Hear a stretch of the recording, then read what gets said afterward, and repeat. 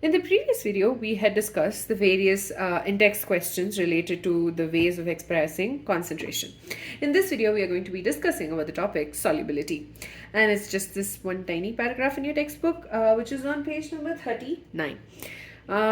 So, according to the definition, solubility of a substance is its maximum amount that can be dissolved in a specified amount of a solvent at a specific temperature.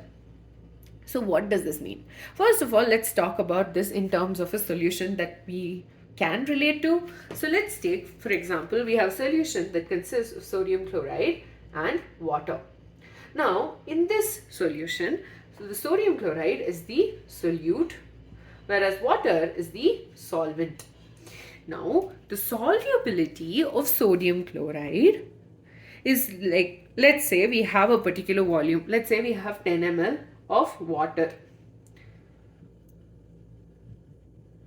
Okay, so the solubility of sodium chloride in 10 ml of water is basically going to be the maximum amount of sodium chloride that we can add to this 10 ml of water.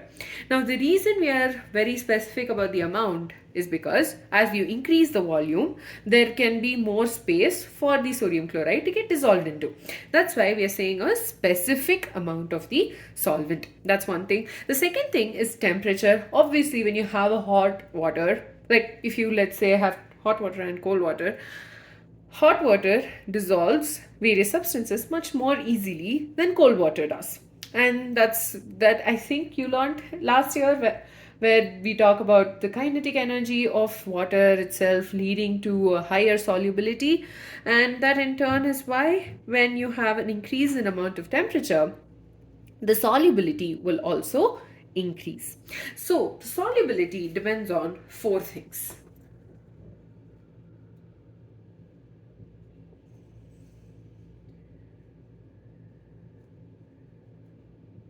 Four things. First of all, what is the solute? So if the solute is capable of dissolving in the solvent, that will obviously in turn affect the solubility. So first is the nature of solute. The next is going to be nature of the solvent. So that solute should be able to get dissolved in the first place, right? So the second is the nature of solvent. The third is obviously going to be the temperature, because specific temperature and temperature increases, solubility also increases. The fourth one is actually very unique. It's the pressure. Now, pressure won't affect our solid liquid solutions, where the solid or liquid does not get that affected by pressure. But there is a one state of matter which gets affected by pressure that we always learn about, that's gases. So solubility for gas in liquid solutions, that's where you'll have the pressure concept coming in. But for solid and liquid solutions, it's only these three factors that are considered. So in the next video, we'll be discussing about solubility of a solid in a liquid.